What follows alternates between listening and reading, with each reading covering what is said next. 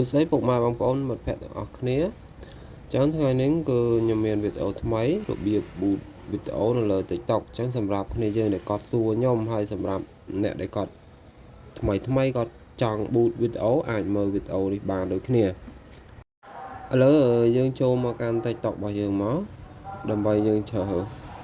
វីដេអូមួយដើម្បីយើងធ្វើការ bootចឹងវីដេអូនេះដែរបើខុសឆ្គងត្រង់ពាក្យសម្ដីឬខ្ញុំនិយាយទៅមានខ្វះមានខាតកន្លែងណាក៏សូមបងប្អូនអធិស្ឋានទុកជាមុនផង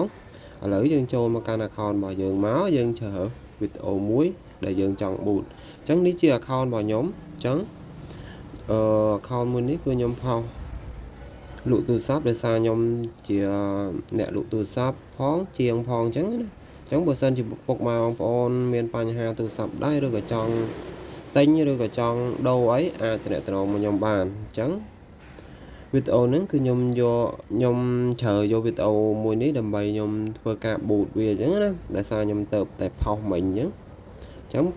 ចូលមកដល់ក្នុងវីដេអូយើងមើលកន្លែង tray 3ខ្ញុំគុំវងហ្នឹងមកអ្នកទាំងអស់គ្នាជ្រើសកន្លែងហ្នឹងមកបន្ទាប់មកអ្នកទាំងអស់គ្នាមើលកន្លែងនេះអាសញ្ញារូបភ្លើងហ្នឹងយើងចុចលើវាមក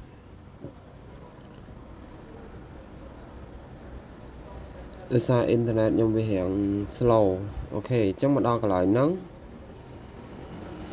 គឺវានឹងបង្ហាញឲ្យខាងលើគឺខ្ញុំយកខាងលើគឺខ្ញុំអត់យក follow ទេតបមកគឺវីដេអូខ្ញុំយកមួយអានេះ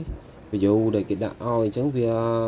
41000ជាងហើយ41000អញ្ចឹងខ្ញុំអត់ boot ប៉ុណ្ណឹងទេដោយសារខ្ញុំធ្វើវីដេអូបង្ហាញទេអានេះជាចំនួនថ្ងៃអានេះជាចំនួនដែលយើងសេរីទឹកលុយរបស់យើងអញ្ចឹងណាអញ្ចឹងកន្លែងចំនួនទឹកលុយយើងអាចសេរីបានតែចំនួនពេលដែលយើងសេរីទឹកលុយ view វានឹងហត់នៅខាងលើដែលខ្ញុំបានគុំវងមិញណា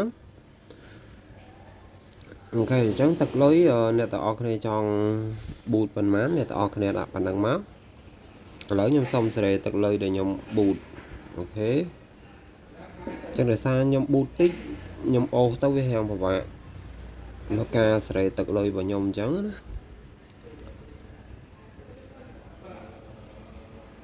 ចឹងខ្ញុំ boot អត់ដល់1រៀលទេអូខេចឹងដោយសារខ្ញុំបាក់សេរីចឹងយើងអាចចុចលុយទឹកលុយតែម្ដងក៏បានដែរអូខេឥឡូវយើងខ្ញុំ boot 4000ចុះអូខេអញ្ចឹងយើង boot 4000 view យើងទទួលបាន 1k ទៅ 11k អញ្ចឹងចន្លោះហ្នឹងអញ្ចឹងវាអាចដល់ 11k ទេវាអាចចន្លោះពី 1k ដល់ 11k អញ្ចឹង view បានប៉ុណ្ណឹងខាងនោះខ្ញុំករិះយកហ្នឹងហើយខ្ញុំសេរីដាក់មួយថ្ងៃយើងបន្ទាប់ពីយើងបានសេរីរួចរាល់ហើយយើងចុចប៊ូតុងពណ៌ក្រហមនេះមក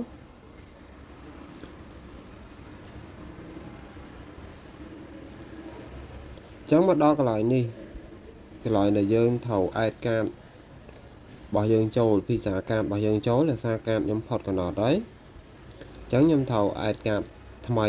ចូលជំនួសម្ដងអញ្ចឹងកន្លែងនេះជាកន្លែង add កាតថ្មីដោយសារខ្ញុំបង្ហាញនេះគឺខ្ញុំបង្ហាញនៅលើ Android ទេ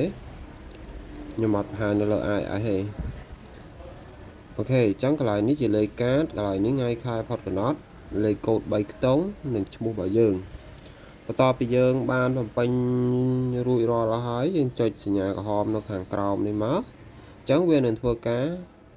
កាត់ទឹកលុយរបស់យើងដោយស្វ័យប្រវត្តិដោយសារយើងបានដាក់កាតហើយអញ្ចឹងណាអូខេអញ្ចឹងកន្លែងហ្នឹងគឺខ្ញុំចុចហើយអញ្ចឹងអ្នកទាំងអស់គ្នាឃើញសញ្ញាគ្រីហើយអញ្ចឹងគឺការ boot របស់យើងគឺបានជោគជ័យហើយអញ្ចឹងរងចាំ24ម៉ោងកន្លែងហ្នឹងវានឹងចេញគ្រីកន្លែងហុកនេះអាការហ្នឹងវានឹងចេញគ្រីម្ដងអញ្ចឹងណាអូខេអញ្ចឹងវីដេអូហ្នឹងក៏អត់មានអីច្រើនដែរមានតែប៉ុណ្្នឹងទេបើអ្នកទាំងអស់គ្នាឆ្ងល់ត្រង់ចំណុចកន្លែងណាអ្នកទាំងអស់គ្នាអាចតម្លាក់ជា comment បាននៅក្នុងវីដេអូ